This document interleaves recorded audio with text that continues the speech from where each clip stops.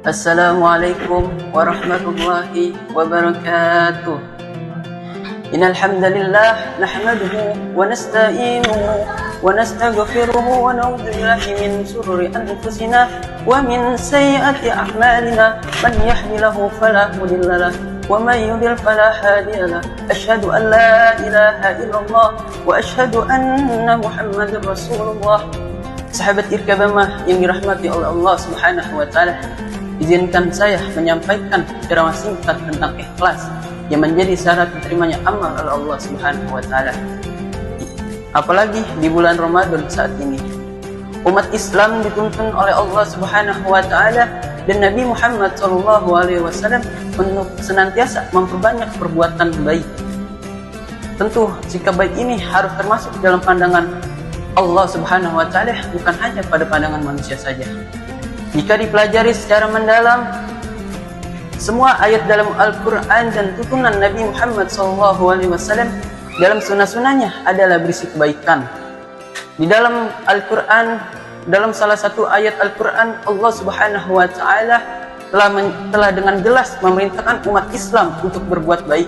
Bismillahirrahmanirrahim. Wa anfiqu fi sabilillahi wa la tulqu bi aydikum ila tahlukati wa ahsinu innallaha yuhibbul muhsinin. Yang artinya, dan belanjakanlah harta bendamu di jalan Allah, dan janganlah kamu merendahkan dirimu sendiri di dalam kebinasaan, dan berbuat baiklah karena sesungguhnya Allah menyukai orang-orang yang berbuat baik. Quran surat Al-Baqarah ayat 195. Di dalam surat yang lain Allah Subhanahu wa taala juga memberi kepastian bahwa balasan kebaikan adalah kebaikan juga. Hal jazaa'ul ihsani ilal ihsan. Yang artinya tidak ada balasan kebaikan kecuali kebaikan pula. Quran surat Ar-Rahman ayat 60. Namun kebaikan saja tidak akan cukup karena belum tentu menjadi amal yang diterima oleh Allah Subhanahu wa taala. Maksudnya bagaimana tidak cukup dengan perbuatan baik saja? Islam tidak hanya menuntut untuk berbuat baik, tapi juga harus dibarengi dengan rasa ikhlas. Ikhlas dalam berbuat baik atau beribadah berarti melakukannya semata-mata hanya mengharap ridha Allah Subhanahu wa taala, bukan yang lain.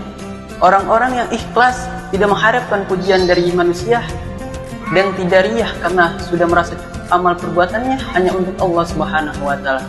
Ayat lain menyebutkan Bismillahirrahmanirrahim.